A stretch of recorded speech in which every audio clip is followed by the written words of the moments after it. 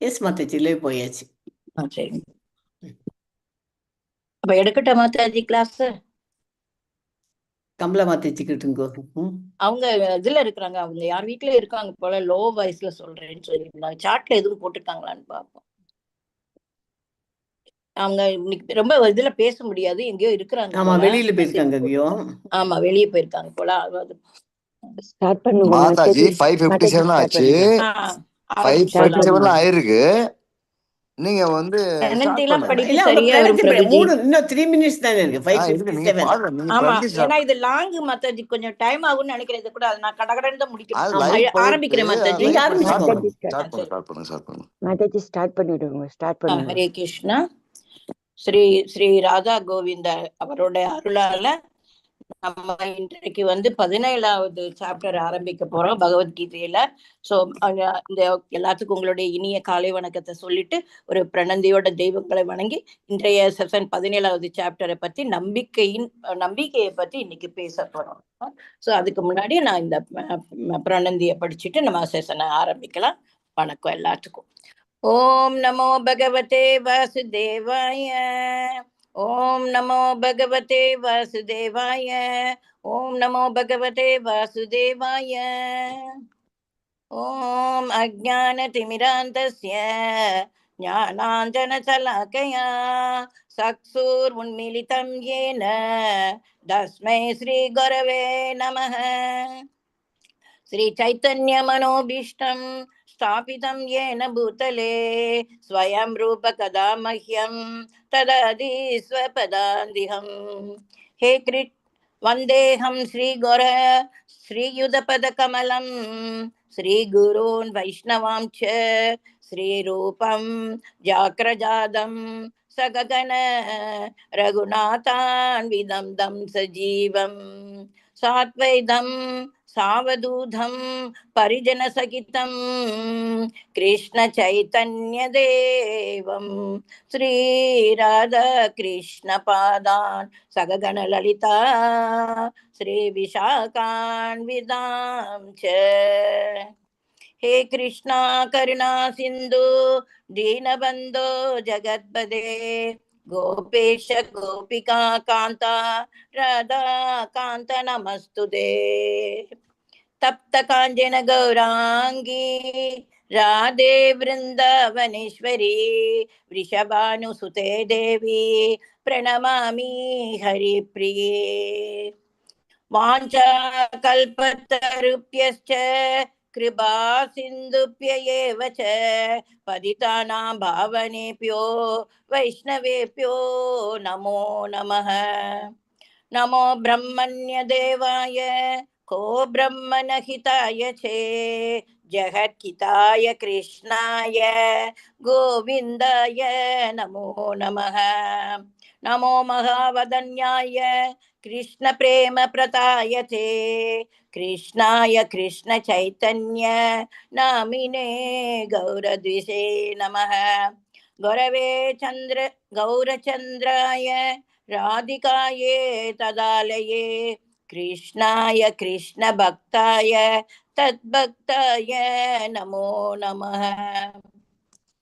नमो ओं विष्णुपताय कृष्ण प्रष्टाय भूतले श्रीमते भक्ति वेदांत स्वामिन् इति नामिने.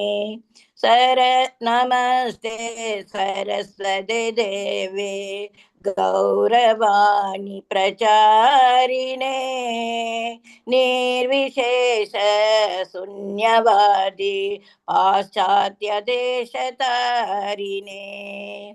पंचतत्वात्मकं कृष्णं भक्तरूप स्वरूपकं भक्त अवतारं भक्ताख्यं नमामि भक्त शक्तिकम्. जय श्री कृष्ण चैतन्य प्रभु नित्यानंद श्री अद्वैत गदाधर श्रीवासादि गौर भक्त वृंद. எல்லாரும் 3 வாட்டி ஹரி கிருஷ்ண மந்திரம். ஹரே கிருஷ்ணா ஹரே கிருஷ்ணா கிருஷ்ண கிருஷ்ணா ஹரே ஹரே ஹரே ராம ஹரே ராம ராம ராம ஹரே ஹரே ஹரே கிருஷ்ணா ஹரே கிருஷ்ணா கிருஷ்ண கிருஷ்ணா ஹரே ஹரே ஹரே ராம ராம ராம ஹரே ஹரே ஹரே கிருஷ்ணா கிருஷ்ண கிருஷ்ணா ஹரே ஹரே ஹரே ராம ராம ராம ராம ஹரே ஹரே.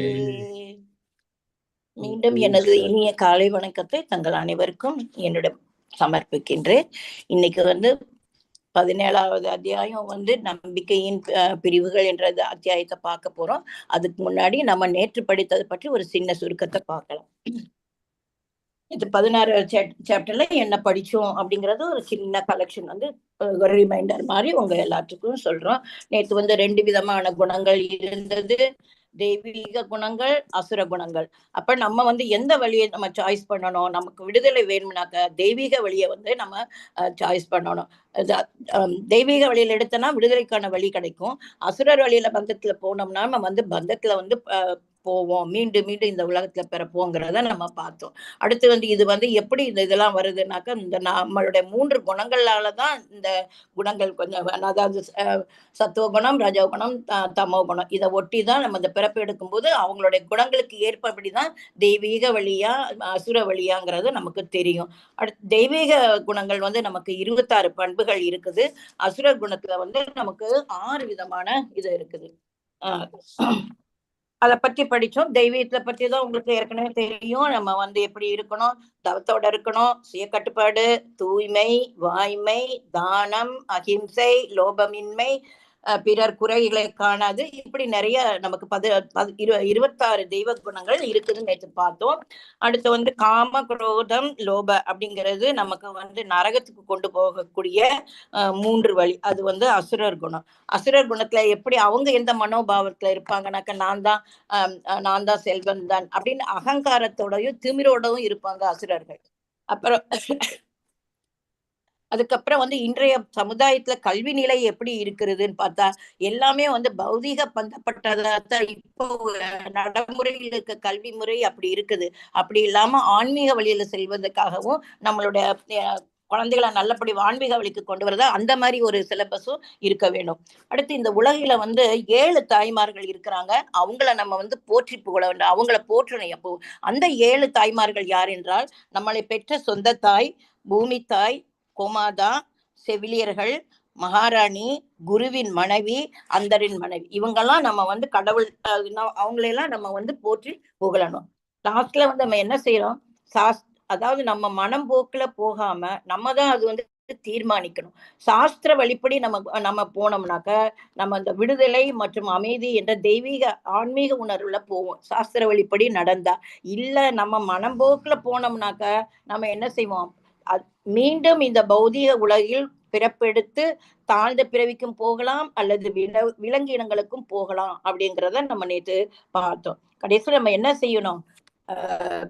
நம்ம ஒரு உண்மையை உறுதி எடுத்துக்கணும். எப்படின்னாக்க ஒரு குருவோட வழிகாட்டுதலின்படி சாஸ்திரங்களை படிச்சு சாது சங்காவோட சேர்ந்து நம்ம இறைவனுடைய உணர்வுல நம்ம போவோம். ஆன்மீக உணர்வுல போறதுக்கு குருவோட தயவு, அவரோட வழிகாட்டுதல் படி சாஸ்திரம் படிக்கிறோம். அது அப்புறம் சாது சங்கத்தோட சேரும்போது நமக்கு மேலும் மேலும் பக்தி கிடைக்கிறது.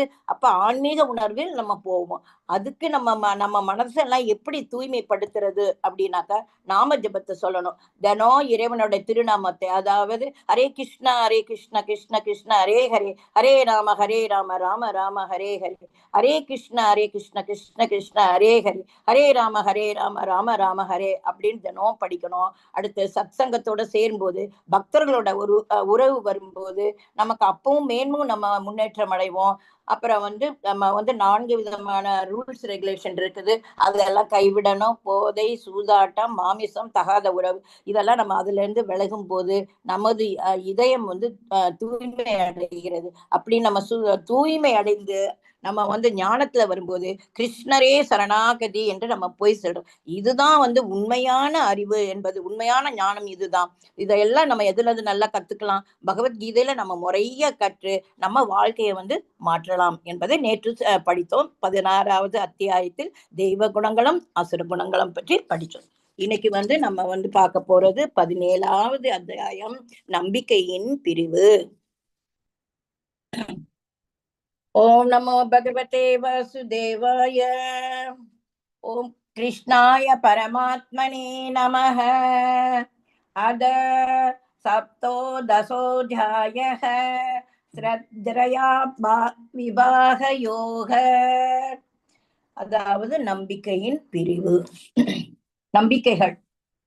இப்ப வந்து நான் சந்தேகம் வந்துருச்சு இவருக்கு, அர்ஜுனனுக்கு வந்து ஒரு சந்தேகம் வந்துருச்சு. என்னப்பா நீங்க, அர்ஜுனர் கேக்குறாரு, கிருஷ்ணா நீ வந்து சாஸ்திர விதிகள், குருவோட ஆச்சாரியோட வழிகாட்டுதல் படி சாஸ்திரத்தை பின்பற்றி நம்ம வந்து நம்பிக்கையோட பகவானுக்கு செய்யணும் அப்படின்னு சொல்ற. ஆனா இப்ப வந்து சாஸ்திரம் தெரியாம, அத பத்தி அது ஒண்ணுமே தெரியாம அவங்களுக்கு மனசுல அவங்களுக்கு தெரிஞ்ச வழியில வந்து நம்பிக்கையுடன் இறைவனை கொண்டாடுறாங்களே, அவங்களுக்கு இந்த ஒரு சாதாரண மனிதன் வந்து ஏதாவது ஒரு மனிதன் வந்து தேர்ந்தெடுத்துக்கிறான், ஒரு ஆளையே எடுத்துட்டு இதுதான் அவனுக்கு ஒரு நம்பிக்கை, இத பண்ணுனா நமக்கு வந்து நமக்கு வாழ்க்கையில முன்னேற்றம் கிடைக்கும் அப்படின்னு சொல்லி ஒரு சிலர் என்ன பண்ணுவாங்க, இறந்து போன தம்முடைய மூதையார்களை நம்பிக்கையோட அவங்கள வந்து வழிபடுவாங்க. ஒரு வருஷம் முன்னாடி இறந்து போனவங்களை கும்பிடுவாங்க. ஒருத்தங்க வந்து மரத்தை வந்து தெய்வமா கும்பிட இன்றும் நம்ம பாக்குறோம். இது நடைமுறையில இருக்குது. இன்றும் நம்ம நடைமுறையில பாக்குறோம். மரத்தை வந்து கிராமங்களெல்லாம் அரச மரம், வேப்ப மரம் இதெல்லாம் ஒரு தெய்வமாக நினைச்சு அவங்களுக்கு அது சாஸ்திர பத்தி தெரியாது, அதனால அவங்க வந்து செய்யறாங்க. இப்படி சாஸ்திரத்தை பத்தி தெரியாதவங்க பண்ணும்போது அவங்களுக்கு அந்த பலன் கிடைக்குமா? அவங்க எந்த குணத்துல இருக்கிறாங்க அப்படின்னு நமக்கு தெரியுமா? சத்துவ குணத்துல இருக்கிறாங்களா, ரஜோ குணத்துல இருக்காங்களா, தமோ குணத்துல இருக்கிறாங்களா? சோ அவங்களுக்கு வந்து அவங்க அப்படிப்பட்டவங்க வாழ்க்கையில முன்னேற உண்மையான நம்பிக்கையோட போக முடியுமா அப்படின்னு சொல்லி அர்ஜுனனுக்கு ஒரு மனசுல ஒரு கேள்வி வந்துருது. அதுக்கப்புறம் அவர் சொல்றாரு, பகவான் கிருஷ்ணர் அதுக்கு பதில் சொல்றாரு. கேள்விக்கு answer. Prabhuji slide, Prabhuji slide. இப்ப இந்த நான் சொன்ன இந்த ஸ்லைட்ல வந்திருக்கு, சாஸ்திர விதிகளை புறக்கணித்து ஆனால் நம்பிக்கையுடன் பூஜை செய்பவர்களின் கதி என்ன? அதான் நான் சொன்ன மாதிரி அவங்களுக்கு சாஸ்திர பத்தி தெரியாது. நம்ம அம்மா அப்பா என்ன செஞ்சு வந்தாங்களோ அதையே நம்ம பின்பற்றி அதையே நம்பிக்கை கொண்டு நம்ம பூஜை செய்யறவங்கள அவங்களோட நிலை என்ன? அவங்க எந்த குணத்துல இருப்பாங்க? சத்துவ குணத்துல இருப்பாங்களா, ரஜோ குணத்துல இருப்பாங்களா, தமோ குணத்துல இருப்பாங்களான்னு எனக்கு தெரியாது. சோ நீங்க தயவுசெய்து எனக்கு வந்து அதற்கு தெளிவு கொடுங்கன்னு சொல்லி கேட்கிறாரு. நெக்ஸ்ட் பிரபுஜி. यजन्ते सात्विका देवा यक्षरक्षांसि राजसाः प्रेतान् भूतगणां चान्ये यजन्ते तमसा जनः. சத்துவ குணத்தில் இருக்கும் மனிதர்கள் தேவர்களை வழிபடுகின்றனர். ரஜோ குணத்தில் இருப்பவர்கள் அசுரர்களை வழிபடுகின்றனர். தமோ குணத்தில் இருப்பவர்களோ பேய்களையும் பூத கணங்களையும் வழிபடுகின்றனர். இதுல இருந்து நம்ம எந்த தெய்வத்தை வழிபடுறோம் அப்ப வந்து நம்மளுடைய குணங்கள் தெரியும். அதாவது நம்ம வந்து உடல் எடுக்கும் போது நம்ம சுவாபத்திற்கு ஏற்றபடிதான் நம்ம வந்து அடுத்த உடலை விட்டு இன்னொரு உடலுக்கு போகும்போது நம்ம ஏற்கனவே படிச்சிருக்கோம். நம்ம வந்து நம்ம எண்ணத்தை நினைச்சு நம்ம உடலோட அந்த ஆத்மா விடும்போது என்ன நினைவில் இருந்தோமோ அதுக்கு தந்த நம்ம உடலை வந்து எடுப்போம் அப்படின்னு நம்ம படிச்சிருந்தோம். அதுபடிதான் சத்துவ குணத்துல ஒருத்தர் பிறந்தா இருந்தானா அவர் வந்து தேவர்களை நம்ம ஈஸியா கண்டுபிடிக்கலாம். ஒரு ரொம்ப நல்ல டிவோட்டி கோயிலுக்கு போறாங்க, சுத்தமா இருக்கிறாங்க, அது வந்து நம்ம பார்த்துக்கலாம். சத்துவ குணத்துல உள்ளவங்க வந்து தேவர்களை வழிபடுவாங்க என்பதை நம்ம தெரியலாம். அடுத்து ரஜோகுணத்துல இருக்கிறவங்க என்ன செய்வாங்கன்னா யக்ஷர்களையும் ராட்சசர்களையும் வணங்குவாங்க. இதுல அந்த போட்டிருக்கு பாருங்க, சத்துவ குணத்துல அவங்க போய் கோயிலுக்கு போய் அழகா சாமியை கும்பிடுறாங்க. இங்க உள்ளவங்க ஒரு மனுஷனுக்கு வந்து அவரை தான் ஒரு மனிதனை வந்து கடவுளா நினைச்சுக்கிட்டு கும்பிடுறாங்க ரஜோகுணத்துல. ஏன்? அவங்க வந்து பலனை எதிர்பார்ப்பாங்க. ஏன்னா இப்ப உள்ள போலியா இருக்க சன்னியாசிகள்லாம் பாருங்க, நல்லா சித்துவையில காட்டி இதெல்லாம் இருக்கும்போது இவரை கும்பிட்டா நமக்கு நல்லா நமக்கு பலன் கிடைக்கும் அப்படின்னு சொல்லிட்டு நம்ம போலி சன்னியாசிகள் இப்ப நடைமுறையில பாக்குறோம். அந்த மாதிரி அவங்கள கும்பிடுவாங்க. அடுத்து வந்து தமோ குணத்துல இருக்கிறவங்க வந்து என்ன பண்ணுவாங்க, அவங்க பேய்களையும் பிசாசுகளுக்கும் பேய் பிசாசுகளை போய் மயானத்துல போய் பூஜை பண்ணி அவங்க செய்வாங்க. சோ அந்த மாதிரி உள்ளவங்க சத்துவ குணத்துல. சோ 3 குணம் உள்ளவங்கள வச்சு நம்ம எப்படி அவங்க வழிபடுகிறாங்க, இதெல்லாம் அவங்களுக்கு ஒரு நம்பிக்கை. சத்துவ குணத்துல இருக்கிறவங்க இறைவனை கோவிலுக்கு சென்று சாமி கும்பிடுறாங்க. ரஜகுணத்துல இருக்காங்க, வெறுமனே ஒரு சன்னியாசியும் அவங்க ஏதாவது ஒரு கொஞ்சம் சித்து காட்டோன்னு இவங்களால நமக்கு நன்மை கிடைக்கும். இப்போ உள்ள நிறைய பாக்குற நம்ம போலிதாலியும் சாமியார் எல்லாம் நிறைய என்னென்னமோ எல்லாம் காட்டுறாங்க. அப்ப இவற்றை போனா நமக்கு நல்லா நம்மளுடைய காரியங்கள் நடக்கணும் பல நோக்கோடு அவங்க செல்றாங்க. தமோ குணத்துல அவங்க எதுக்கு செய்யறேன்னே தெரியாது, பேய் பிசாசுகளை வந்து அவங்க வந்து வழிபடுகிறார்கள். நெக்ஸ்ட் பிரபுஜி. பிரபுஜி ஆயிடுச்சு. பிரபுஜி நெக்ஸ்ட் ஸ்லைடு காட்டுங்க. அதாவது சத்துவ உணவு. எஸ் பிரபுஜி. அடுத்து நம்ம வந்து உணவு முறைகளை பார்க்கணும். உணவு முறையில இருந்து கூட நமக்கு அந்த பக்தியோட இது கிடைக்கும், எப்படி இருப்பாங்கன்ட்டு. அதாவது சத்துவ உணவு ஆயுள் மற்றும் ஆரோக்கியம். இந்த பாக்குறீங்களா, அந்த இதுல பாருங்க, பூரா அழகா வச்சிருக்குது, பால் வச்சிருக்குது, ஃப்ரூட்ஸ் வச்சிருக்குது, சாலட், பச்சை காய்கறிகள். இதெல்லாம் நம்ம சாப்பிட்டோம்னாக்க நம்மளுடைய மன மாற்றம் அடையும். எப்படி இருப்போம்னா நம்ம சாத்வீகத்துல இருப்போம், அதாவது சத்துவ குணத்துல இருப்போம். இந்த சத்துவான உணவை சாப்பிடும் போது நமக்கு என்னென்ன கிடைக்கும்? ஆயுள் கூடும், புத்தி நல்லா இதா இருக்கும், அடுத்து வந்து பலம் கிடைக்கும், அடுத்து வந்து சுவையானது, சாறு நிறைந்தது, இதயத்திற்கு இனிதானது. இதை சாப்பிட்டோம்னாக்கா நம்ம வந்து சத்துவ குணத்துல இருப்போம். அடுத்து ரஜோகுணக்காரங்களுடைய உணவை பார்க்கலாம். ரஜோகுணத்துல இருக்கிறவங்க எப்படி இருப்பாங்கன்னா ரொம்ப ஸ்பைசியா சாப்பிடுவாங்க. சட்பட்டா சொல்லுவோம்ல, எனக்கு புளிப்பு காரம் உப்போட வேணும் அப்படின்னு சொல்லி அவங்க நம்ம சாப்பாட்டுல அந்த மாதிரி சாப்பிட்றவங்களும் இருப்பாங்க.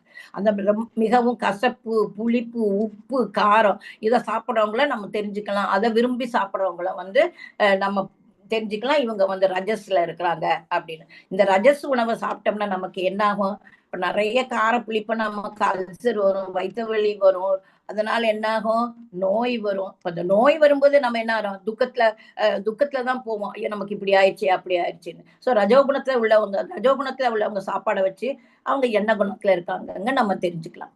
அடுத்து தமஸ்காரங்களோட உணவு எப்படி இருக்குன்னா, அவங்க வந்து ரொம்ப 3 மணி நேரத்துக்கு மேல சமைச்சு இதாகி அது கெட்டு கூட போயிருக்கும். ஆனா கூட நம்ம அவங்களுக்கு அந்த சுவையை பற்றி தெரியாது. ஏன்னா நம்ம நேற்று பார்த்தோம்ல, பண்ணி எப்படி சாப்பிட்டுச்சுட்டு, அதுக்கு என்ன ருசி, உணவினோட பாகுபாடை பத்தியே தெரியாது. எது கிடைக்குதோ வயிற்றுக்கு போய் வயிற்று நிரப்பணும் அப்படின்னு சொல்லிட்டு இருக்கிற மாதிரி இது வந்து இக்னரன்ஸ்ல இருக்கிறவங்களுக்கு இது ஒரு எடுத்துக்காட்டு. பாருங்க, இதுல கூட அந்த இது பண்ணிருக்கு, அந்த கெட்டு போய் இதா இருக்குது, பஞ்சஸ் எல்லாம் வந்து இருக்குது, இது மேல நூலாம்படம் மாதிரி அப்படி இதா இருக்குது, பங்கஸ் இருக்குது, அப்படி இருந்தா கூட அவங்க தமஸ் குணத்துல உள்ளவங்க இந்த சாப்பாடையே சாப்பிடுவாங்க. சோ இந்த மாதிரி இருக்கவங்களா கண்டுபிடிச்சலாம் இவங்க தமஸ் குணத்துல. சோ அதாவது அவங்க செய்கின்ற உணவை வச்சும் இவங்க என்ன குணத்துல இருக்கிறாங்க அப்படிங்கறத நம்ம தெரிஞ்சுக்கலாம். நெக்ஸ்ட் பிரபுஜி.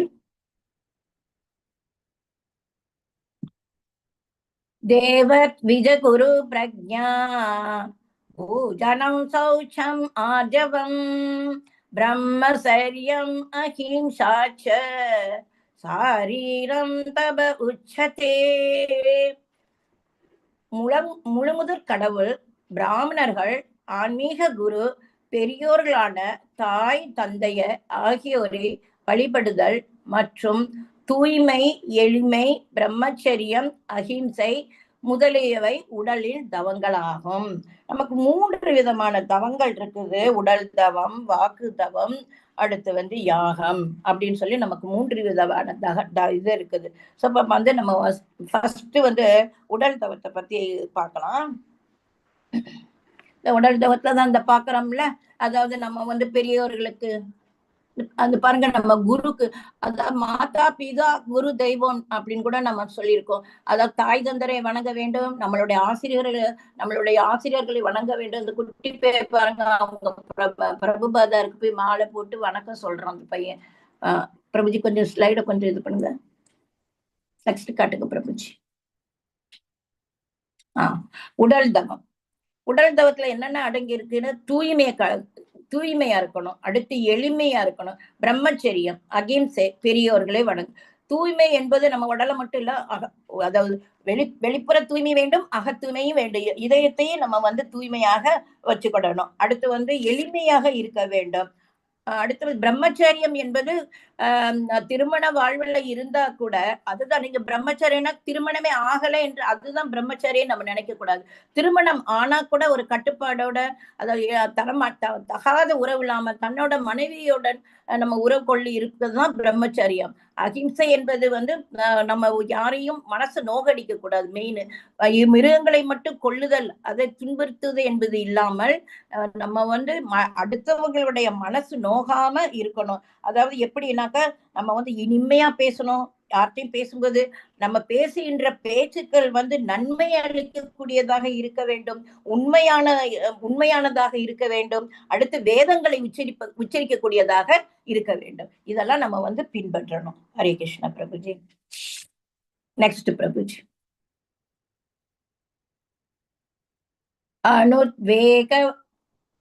அனுத்வேககரம் வாக்கியம் சத்யம் பிரியஹிதம் சயத் ஸ்வாத்யாய அப்யசனம் சைவ வாங்மயம் தவ உச்சதே.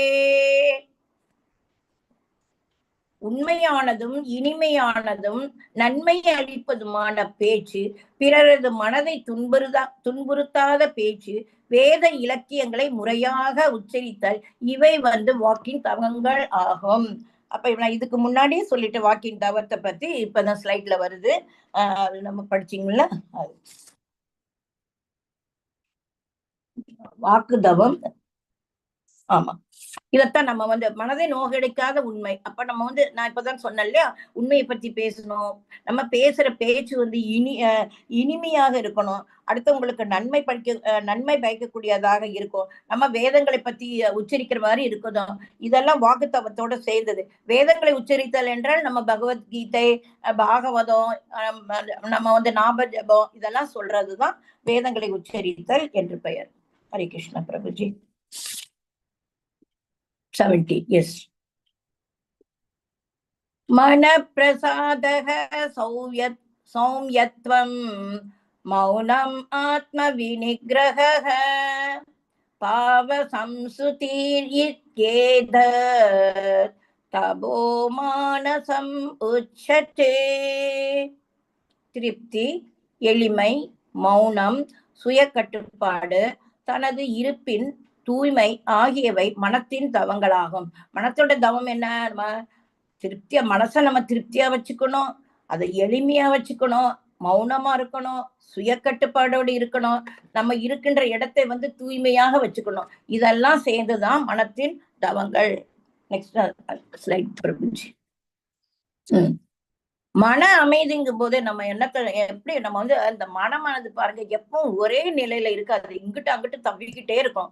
அப்ப மனத்தவங்கிறது நம்ம மனசை கட்டுப்படுத்தணும், அமைதிப்படுத்தணும். அப்ப நம்ம அந்த மனசை அமைதிப்படுத்துறதுக்கு நம்ம என்ன செய்யணும்? மனசு அஞ்சலமா மனம் ஒரு குரங்குன்னு சொல்லுவாங்க, அது ஒரு இடத்துல இருக்காது, அங்கிட்டு இங்கிட்டு தவிக்கிட்டு இருக்கோம், எனத்தையாவது யோசிச்சுட்டு இருக்கோம். அப்படி அது அப்ப நம்ம மனசு கட்டுப்படுத்துறதுதான் மனத்தமம் அப்படிங்கிறது. அப்ப அந்த மனசை அமைதிப்படுத்துறதுக்கு நம்ம என்ன செய்யணும்? புராணங்களை படிக்கணும், வேத நூல்களை படிக்கணும். இதெல்லாம் படிக்கும் போது படிக்க நம்ம மனம் அமைதி அடையும்.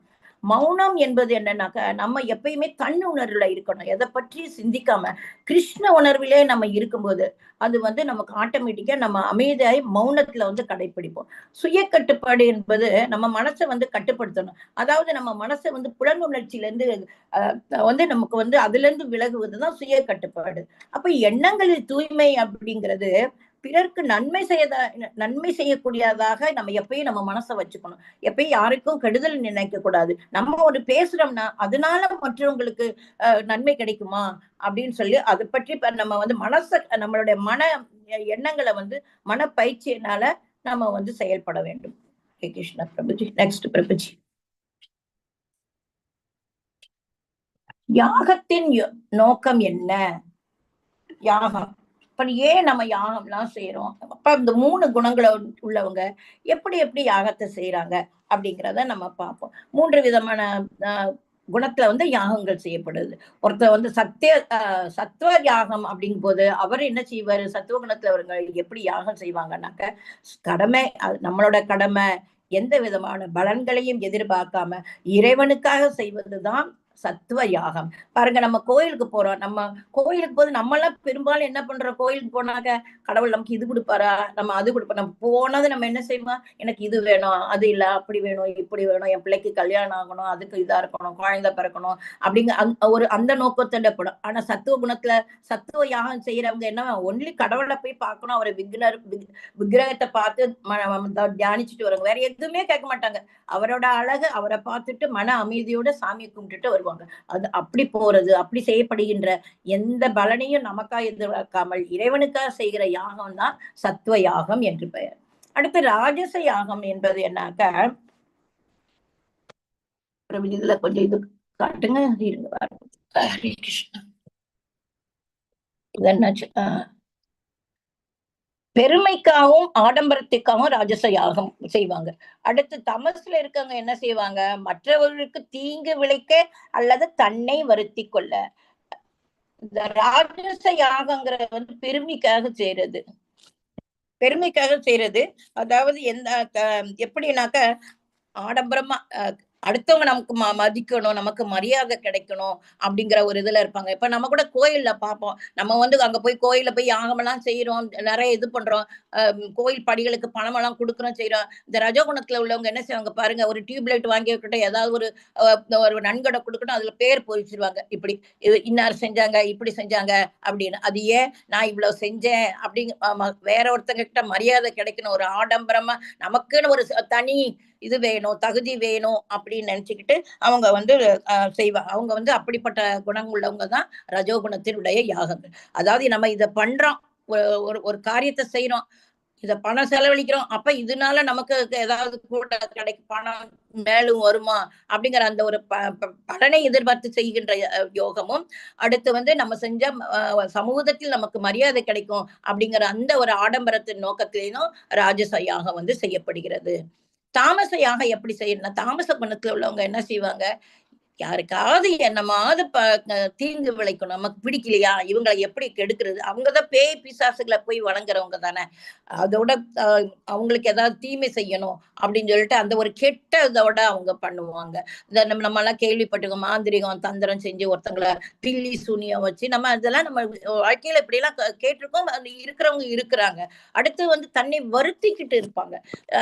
தன்னை மட்டும் இல்லாம தன்னுடைய ஆத்மாவையும் வர்த்திப்பாங்க. இப்ப பாருங்க, நம்ம ஒருத்தங்க உண்மையிலே நமக்கு அது பார்க்கும்போது தெய்வ பக்தி தான். ஏன் அவங்க அப்படி செய்யறாங்கன்னா, சாஸ்திர வழி தெரியல அவங்களுக்கு சாஸ்திர வழி தெரியல, சாஸ்திரத்தை பின்பற்றல. அதனால இக்னரன்ஸா இந்த மாதிரி எல்லாம் செய்யறாங்க.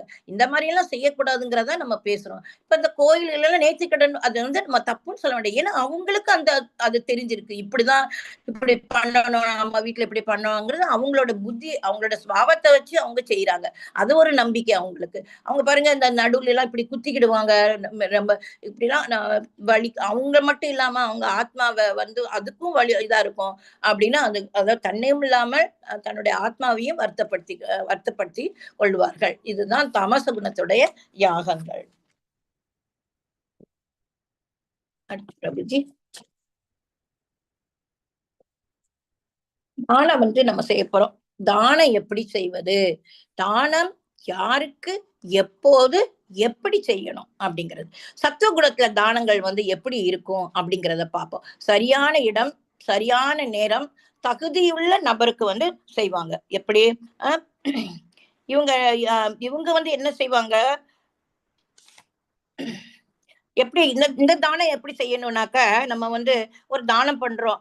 அது கொடுக்கும்போது நம்ம வேத இலக்கியத்துல என்ன பரிந்துரைக்கப்பட்டிருக்கோ அந்தபடி நம்ம ஃபாலோ பண்ணோம். இப்போ வந்து நம்ம வந்து நம்ம ஒரு திதி வருது, சந்திரகிரகணம் வருது, சூரிய கிரகணம் வருது, இந்த மாதிரி எல்லாம் வரும்போது நம்ம என்ன செய்யணும்? ஒரு தகுந்த பிராமணனுக்கு வந்து நம்மளுடைய வேதத்துல சொல்லியிருக்கு. சூரிய கிரகணம், சந்திர கிரகணம் இதெல்லாம் வரும்போது ஒரு பிராமணனுக்கு வந்து செய்ய வேண்டிய தானம் செய்யணும்னு சொல்லி வேத சாஸ்திரத்துல வந்து நமக்கு சொல்லி குறிப்பிட்டப்பட்டு சொல்லியிருக்கு வேத சாஸ்திரத்துல.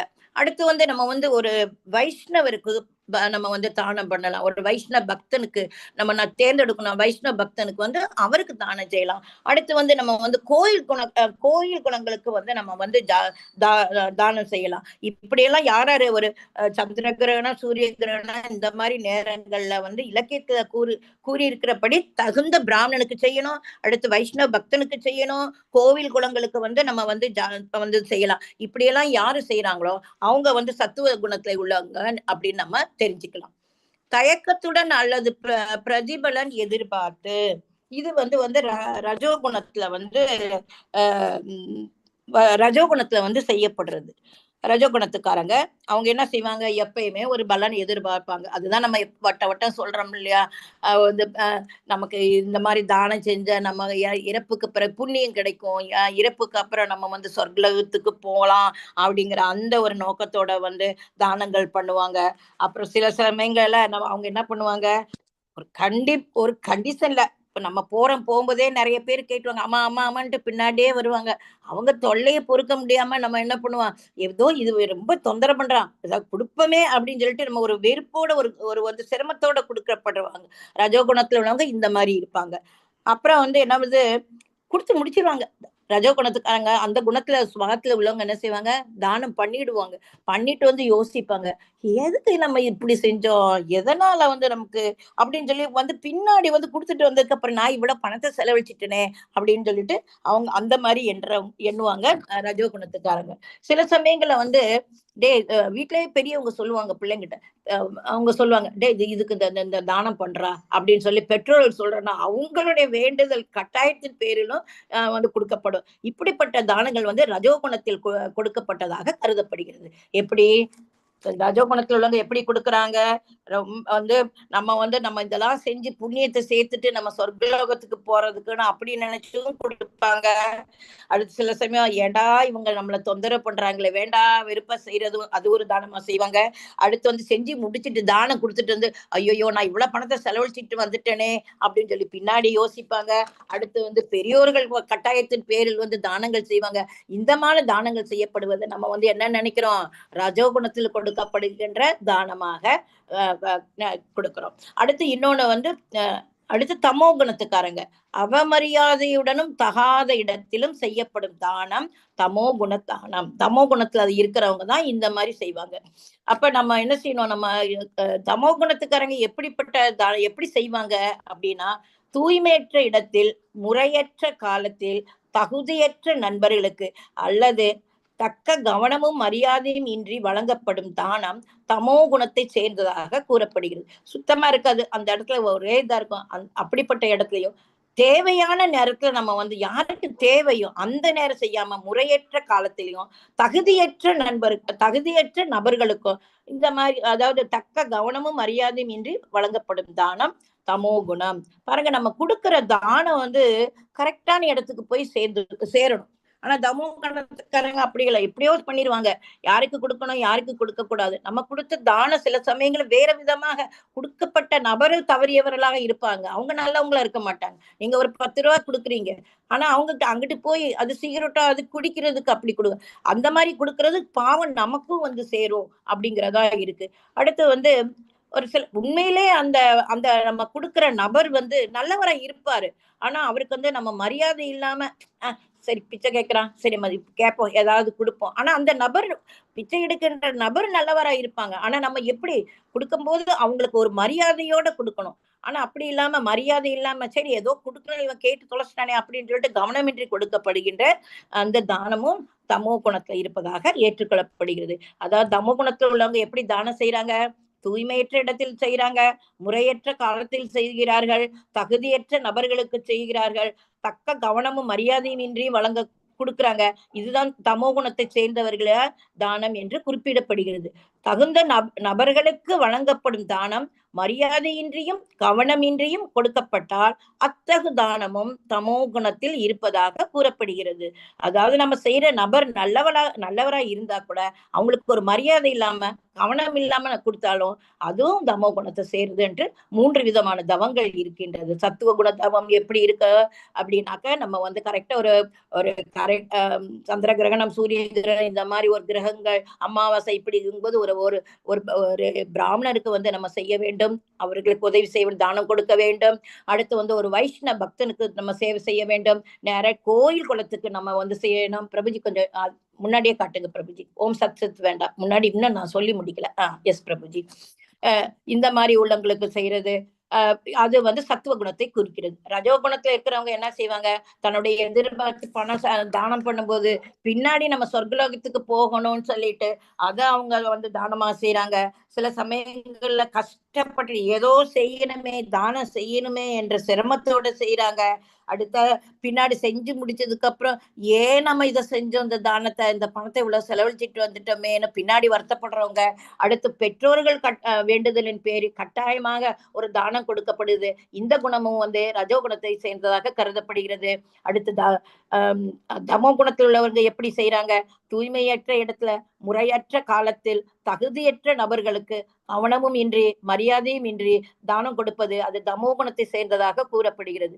ஒரு நபர் இதே இந்த தமோ குணத்திலே ஒரு நபர் நல்லவருக்கே தமோ குணத்துக்காரங்கள் ஒரு நபருக்கு கொடுக்கிறாரு என்றா அந்த கொடுக்க பணம் வந்து மரியாதையோட அந்த நபருக்கு மரியாதையோடும் கவனத்தோடும் கொடுக்கணும். ஆனா தமோ குணத்தில் உள்ளவர்கள் அப்படிப்பட்ட முறையில் அந்த தானத்தை செய்வதில்லை. சோ இப்படிதான் தமோ குணத்துல உள்ளவங்களை நம்ம கண்டுபிடிக்கலாம். சோ 3 விதமான இதுல சத்துவ குணத்துல எப்படி செய்யறாங்க, ரஜ குணத்துல எப்படி செய்யறாங்க, தமோ குணத்துல எப்படி செய்யறாங்க தானம் என்பதை படித்துக் கொண்டோம். அடுத்தது பிரபுஜி. ஓம் தத் சத் இறைவனின் முத்திரை. ஓம் இறைவனை அழைப்பது. தத் பலன் எனக்கு அல்ல. சத் நித்தியமான உண்மை. குறைகளை நீக்கி செயலை புனிதமாக்க அப்படின்னு சொல்லியிருக்குது. இப்ப வந்து இதுல வந்து ஓம் தத் சத் அப்படிங்கிறது என்னன்னா, நம்ம வந்து இப்ப வரைக்கும் நம்ம என்னென்ன பார்த்தோம், தவற்றை பற்றி பார்த்தோம், யாகத்தை பத்தி பார்த்தோம், உணவு பொருட்களை பத்தி பார்த்தோம்.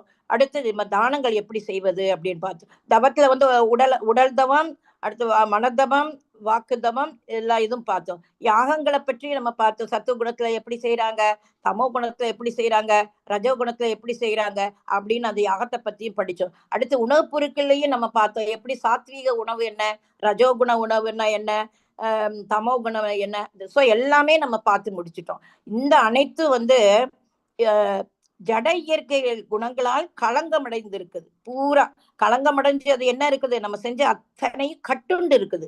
அப்ப வந்து இந்த கட்டுண்ட இத வந்து நம்ம இறைவன் கிட்ட நம்ம மாதிரி இந்த மாதிரி இறைவனோட போய் சேரணும்னா என்ன செய்யணும்னா, இத வந்து நம்ம கொடுக்க போறதுக்கு முன்னாடி நம்ம பரம்பொருளான நித்தியமான பரம புருஷனோட குறிக்கோளை வச்சு ஓம் ஆரம்பிக்கும் போது ஓம் தத் சத் என்று சொல்லி அந்த வந்து நம்ம இறைவனுக்கு படைக்கும் பொழுது இத்தனையும் நம்ம இறைவனை நினைச்சு நம்ம இந்த அனைத்து தவமா இருக்கட்டும், யாகமாக இருக்கட்டும், உணவுப் பொருட்களாக இருக்கட்டும், தானமாக இருக்கட்டும், இது அனைத்தும் ஜட இயற்கை குணங்களால் களங்கமடைந்திருப்பதால் கட்டுண்டவே. அவை பரம்பொருளை புருஷ பகவானை குறிக்கோளாக கொள்ளும் போது இது வந்து ஆன்மீகத்தில் ஏற்றுக்கொள்ளப்படுகிறது. இத நம்ம சொன்னோம்னு வச்சுக்கோங்க, இந்த 3 சொற்களையும் சொல்லும் பொழுது நம்ம வந்து அது வந்து ஆன்மீக உணர்வுல மாறுது. இல்லாட்டி ஜட இயற்கையில் பற்றோட்டாயிருது. அந்த 3 குணங்களோட சத்துவ குணம், தமோ குணம், ரஜகுணம் இதுங்களோட வந்து கலங்கப்பட்டுருது, இயற்கையோட கலங்கப்பட்டுருது. அந்த கலங்கப்படாம இருக்கிறதுக்கு தான் இந்த வேர்டை நம்ம யூஸ் பண்ணுவோம். ஓம் தத் சத் அப்படின்னு சொன்னா அந்த பரமன இறைவனோட வந்து கலந்துரும் அப்படிங்கிறது. இந்த 3 சொற்களும் பூர்ண உண்மையான பரமபுருஷ பகவானை முக்கியமாக குறிப்பிடப்படுகிறது. அதுதான் இதனுடைய அர்த்தம். ஓம் தத் சத் என்பதின் அர்த்தம் இதுதான். இத்தனை நம்ம பூர்ண உண்மையோட பூர்ண இதோட உண்மையோட நம்ம வந்து பகவானை வந்து அவனுக்கு செலுத்தும் போது அது வந்து ஏற்றம் அடைகிறது. அடுத்து வந்து பகவானை அடைவதற்காக சாஸ்திர விதிகளின்படி யாகம், தானம், தவம் ஆகியவற்றை மேற்கொள்ளும் போது ஆன்மீகவாதிகள் அவற்றை ஓம் என்பதோடு தொடங்குவாங்க. நம்ம நிறைய பார்த்திருக்கோம். நம்ம ஒரு ஒரு இது கூட செய்யும்போது, யாகம் பண்ணும்போது, தானம் எல்லாமே வந்து ஃபர்ஸ்ட் நம்ம என்ன வேலை செஞ்சாலும் ஓம் என்ற ஒரு வார்த்தையோட தான் நம்ம கேள்விப்பட்டிருக்கோம். நீங்களும் பார்த்திருப்பீங்க. ஓம் சொல்லிதான் அந்த எந்த ஒரு காரியத்தையுமே வந்து ஆரம்பிப்பாங்க. அடுத்து வந்து பலனை எதிர்பார்க்காமல் யாகம், தவம், தானம் அனைத்தும் தத் என்னும் சத்தத்துடன் மேற்கொள்ள வேண்டும். பலனை எதிர்பார்க்காம இந்த யாகத்தையும் தவத்தையும் தானத்தையும் நம்ம என்ன சொல்லணும்? தத் என்ற சப்தத்தோடு மேற்கொள்ள வேண்டும். இத்தகைய உண்மை செயல்களின் நோக்கம் பௌதீக பந்திலிருந்து விடுபடப்படுவதாகும். முதல் நம்ம என்ன சொல்லலாம்? ஓம் என்ற ஓம் சத் தத் ஓம் தத் சத் அப்படின்னு ஆரம்பிக்கும் போது 3 சொற்களும் என்ன குறிக்கின்றது? இறைவனுக்கு அனைத்தும் கொடுக்கப்படுகின்றன. அதில் அவருக்கு தான் முதன்மை இடம் கொடுக்கப்படுது. அதனால நம்ம ஆன்மீக வாழ்வில் ஏற்றம் அடைகிறோம். அடுத்து எந்த ஒரு இதை செய்யும் போது ஆரம்பிக்கிறதுக்கு முன்னாடி ஆன்மீகவாதிகள் எந்த வார்த்தையை யூஸ் பண்ணுவாங்க? ஓம் என்ற என்பதோடு ஆரம்பிப்பாங்க.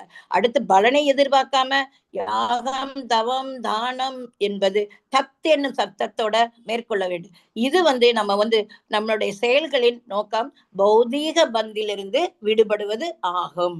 அடுத்து வந்து பரம புருஷரை வந்து திருப்திப்படுத்துவதற்காக செய்யப்படும் யாகம், தவம், தானம் அனைத்து செயல்களும் சத் என்று அழைக்கப்படுகிறது.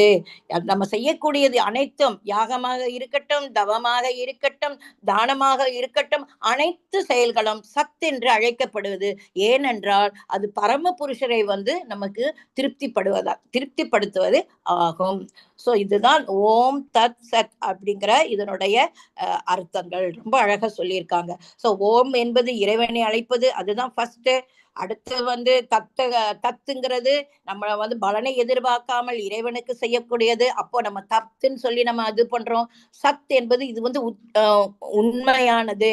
சோ ஓம் தத் சத் அப்படின்னு நம்ம சொல்லும் போது இந்த ஜட இயற்கையில உள்ள அந்த 3 கலங்கமடைந்த அந்த கட்டுண்ட அந்த குணங்கள் அனைத்தும் தூய்மை அடைகிறது என்பதைத்தான் ஓம் தத் சத் என்று அறியப்படுகிறது. இதெல்லாம் இந்த குறைகள் எல்லாம் நீக்கி நம்ம செயலை வந்து புனிதமாக்குது அப்படிங்கிறத நம்ம தெரிஞ்சுக்கலாம்.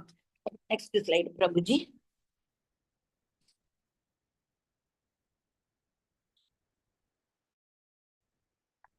அஸ்ரதயா சுகுதம் தத்தம் தபஸ்தப்தம் கிருதம் சயத் அசத் இதி உச்சயதே பார்த்த நச தத் பிரேத்ய நோயிக. பிருதாவின் மைந்தனே, பரமனின் மீது நம்பிக்கையின்றி செய்யப்படும் யாகங்களும் தவங்களும் தானங்களும் நிலையற்றவை, அசத் என்று அழைக்கப்படும். இவை இப்பிறவில் மட்டுமன்றி அடுத்த பிறவிலும் பயனற்றவை. இப்ப நம்ம என்ன செய்யணும்? அப்ப நம்ம வந்து எந்த ஒரு இது செஞ்சாலும் நம்ம வந்து நம்பிக்கையோட செய்யணும். நம்பிக்கை இல்லாம எந்த ஒரு காரியத்தை செஞ்சாலும் அதனால ஒரு பிரயோஜனமும் கிடையாது. இதோட இது படிச்ச நெக்ஸ்ட் ஸ்லைடு கட்டுங்க பிரபுஜி.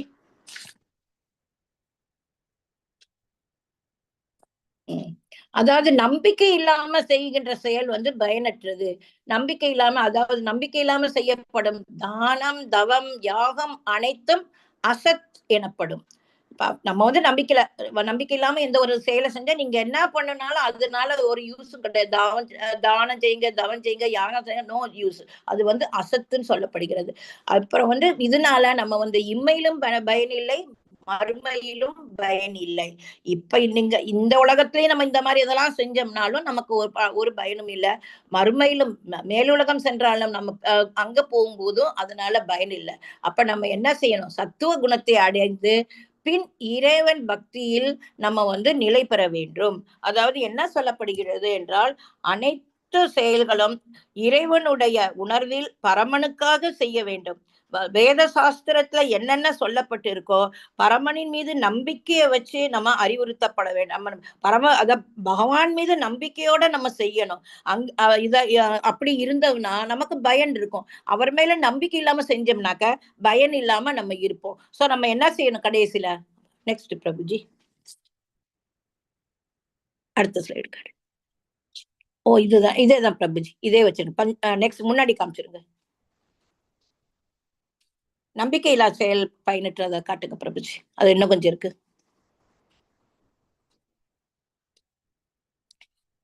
சோ நம்ம என்ன செஞ்சா நமக்கு இறைவன் மேல எப்படி நம்பிக்கை வச்சு நம்ம போகணும், அது நமக்கு தெளிவா தெரிஞ்சு போச்சு. நம்பிக்கை இல்லாம நம்ம செஞ்சோம்னா அது அதனால ஒரு பிரயோஜனம் இல்லைன்னு போயிடுச்சு. அதனால நமக்கு இப்பவும் பயன் இல்லை, பின்னாடியும் பயன் இல்லை, நமக்கு கிளியரா தெரிஞ்சிச்சு. அப்ப நம்ம இறை உணர்வோட செய்யணும். அப்படின்னாக்க நம்ம என்ன செய்யணும்? அனைத்து செயல்களும் கிருஷ்ணருடைய உணர்வில் பரமனுக்காக செய்யப்பட வேண்டும். அது எப்படி செய்யணும் அப்படின்னா, வேத சாஸ்திரத்தின் வழிகளை பின்பற்றி அதன் மீது நம்பிக்கை வர வேண்டும். பகவான் மேல நமக்கு நம்பிக்கை வரணும்னா நம்ம என்ன செய்யணும்? அங்கீகரிக்கப்பட்ட ஆச்சாரிகள் நமக்கு என்ன வழிகாட்டுதல் சொல்றாரோ அதுபடியும் தூய பக்தர்களான சக்சத்தின் மூலமாகவும் நம்ம அவங்களோட எல்லாம் செயல்பட்டு வேத சாஸ்திரத்தை நம்ம பின்பற்ற வேண்டும். அதுல என்னென்ன கூறியிருக்கோ அதெல்லாம் பின்பற்றணும். அடுத்து ஒரு ஆச்சாரியர் நமக்கு என்ன வழிகாட்டி இப்படி போனா நல்லா இருக்கும் அப்படிங்கறத அந்த வழிமுறையை பின்பற்றி சாது சங்காவோட சேரும் போது அவங்களோட சேர்ந்து நம்ம செயலாற்றும் பொழுது நம்ம என்ன அடைகிறோம்? ஒரு பகவான் மீது ஒரு நம்பிக்கை கிடைக்குது. அவங்க நமக்கு ஒரு தூண் மாதிரி, நமக்கு ஒரு சப்போர்ட்டிவ். இதெல்லாம் நம்ம இருந்து நம்பிக்கை பெற்று அந்த நம்பிக்கையில நம்ம செல்லும் போது அது எப்படி மாறும்? அன்பாக மாறும். அந்த அன்புக்குத்தான் நம்ம என்ன சொல்லுவோம்? பிரேமை, அதாவது இறை அன்பு அப்படின்னு இறை அன்பு என்று சொல்லப்படுகிறது. அப்ப உறுதி, அதாவது இந்த உயிர் வாழிலுக்கு லாஸ்ட்ல கோல் என்ன? அதுதான் அன்போட இறைவன் கிருஷ்ண உணர்வுல நம்ம இருக்கணும் அப்படிங்கதான் நம்மளோட இறுதி இலக்கே. கிருஷ்ண உணர்வு இருக்கும். அதுக்கு அன்பு அவசியம். டைரக்டா நம்ம கிருஷ்ண உணர்வை நம்ம ஏற்றுக்கொள்ளணும். அது நம்பிக்கையோட அவருடைய இவர்தான் நமக்கு கதி அப்படின்னு சொல்லி நம்ம ஏற்றுக்கொள்ளணும். அதுக்கு நம்ம என்ன செய்யணும்? நம்பிக்கை வர்றதுக்கு தினந்தோறும் நம்ம என்ன செய்யணும்?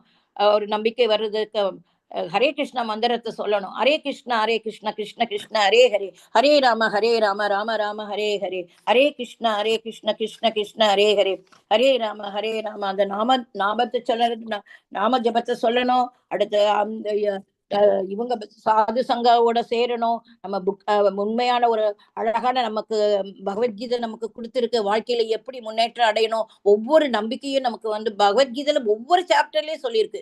இறைவனை எப்படி வழிபடணும், எப்படி இந்த களங்கத்திலிருந்து விடுபட வேண்டும், அழகா கிளியரா நமக்கு இப்ப ஃபர்ஸ்ட் சாப்டர்ல இருந்து 17th சாப்டர் வரைக்கும் நம்ம இதைத்தான் படிச்சுட்டு வரோம். எல்லாம் எப்படி யோக பக்தியில இருக்கணும், எந்த மாதிரி இறைவன் கிட்ட அடையணும் அப்படின்னு ஒவ்வொரு சாப்டர்லயும் நம்ம இப்ப வரைக்கும் அழகா படிச்சுட்டு வந்திருக்கோம். அதெல்லாம் கடைசியில எண்ட் என்ன? நம்ம பிரேம உணர்வுல இருக்கணும், இறையன்புல இருக்கணும். அப்பதான் நம்மளுடைய நம்பிக்கை கூடும். அவரை நம்ம முன்னேற்றம் அவர்கிட்ட போறதுக்கு வழியாக இருக்கும். அப்ப நம்ம என்ன செய்யணும்?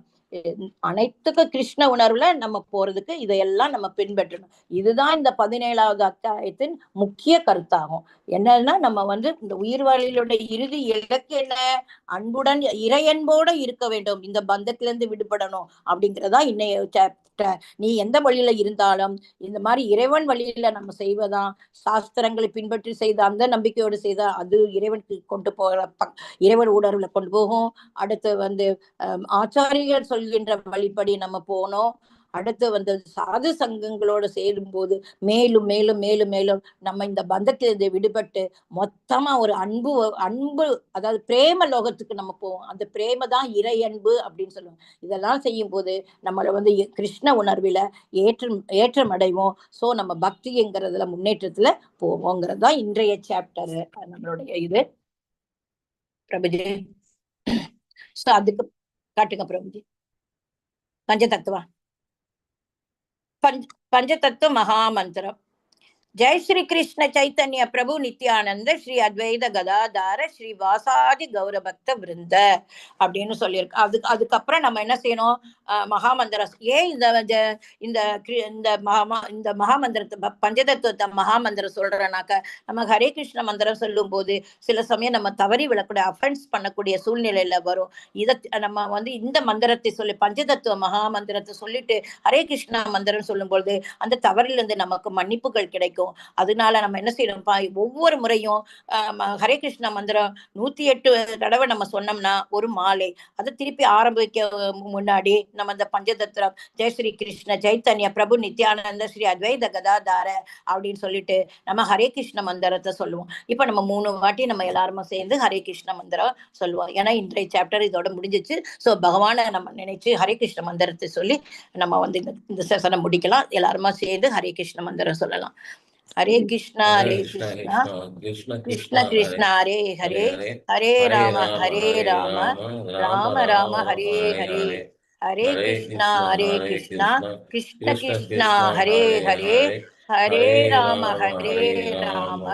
ராம ராம ஹரே ஹரே ஹரே கிருஷ்ணா கிருஷ்ண கிருஷ்ணா ஹரே ஹரே ஹரே ராம ராம ராம ஹரே ஹரே அப்படின்னு சொல்லி இன்னைக்கு முடிக்கலாம். பிரபுஜி வாஞ்ச கல்பத்தாரு பேச.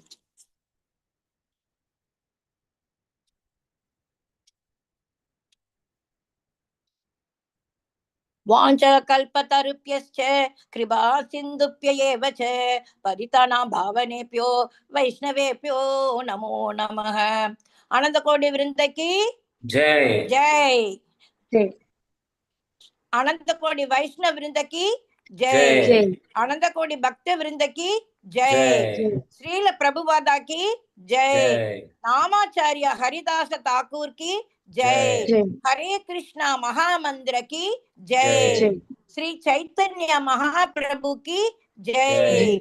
भगवत गीता और भगवत ग्रंथों की जय. श्री श्री राधा गोविंदा की जय. अयोध्या श्री रामलल्ला की जय. गौर प्रेमानंदा हरि हरि बोल. हरि हरि बोल. ஸோ இதுதான் இருந்தது. நமக்கு வந்து இப்போ நாளைக்கு வந்து ரொம்ப முக்கியமானது பூரா பகவத்கீதையில் எல்லா சாராம்சத்தையும் நாளைக்கு நம்ம வந்து 11வது அத்தியாயத்தில் படிக்க போகிறோம். நீங்கள் முதல்ல இருந்து கேட்டிருப்பீங்க. ஃபர்ஸ்ட் சாப்டர்லேருந்து இப்போ 7th சாப்டரோட நமக்கு வந்து முடிஞ்சது. அதை இந்த 17 சாப்டர்ல என்ன சொல்லியிருக்குங்கிறத அதோடைய சாராம்சம் தான் அடுத்த நெக்ஸ்ட் கடைசி நமக்கு வந்து 18வது அத்தியாயத்துக்கு நாளைக்கு போகிறோம். மிக மிக முக்கியமான அந்த அத்தியாயத்துக்கு வந்து எல்லாரும் கேட்க வந்துருங்க. ஏன்னா நம்ம வந்து பகவத்கீதை வந்து நாளையோட நம்ம இந்த 18 நாள்ல இந்த பகவத்கீதையை வந்து நம்ம படிச்சிருக்கோம். இது நமக்கு கிடைக்கிறது எதனால நமக்கு கிடைக்கும்? நமக்கு அந்த பிராப்தம் இருக்குது. நீங்க கேட்கணும், நான் சொல்லணும். இது நம்ம யாருமே நினைச்சு பார்த்திருக்க மாட்டோம். கண்டிப்பா நான் வந்து சொல்லுவேன், நீங்க வந்து கேட்பீங்க அப்படின்னு நம்ம நினைச்சிருக்கோம். இதெல்லாம் அந்த இறைவன் வந்து நம்மளை வந்து இந்த ஒரு இடத்துல வந்து கேதர் பண்ண வச்சு நமக்கு கேட்கிறாங்க. ஸோ நம்ம இன்னைக்கு இதெல்லாம் படிச்ச முதல் சாப்டர்ல இருந்து நமக்கு 17 சாப்டர் வரைக்கும் நமக்கு வாழ்க்கை தேவையான அனைத்தும் இந்த பகவத்கீதையில கிடைச்சிருக்கு. இதை பின்பற்றி நம்ம வாழ்க்கையில ஆன்மீக வாழ்க்கையில மீண்டும் மீண்டும் முன்னேறுவோம் அப்படின்னு சொல்லிட்டு இன்றைய செஷனை வந்து நான் முடிக்கிறேன். ஹரே கிருஷ்ணா.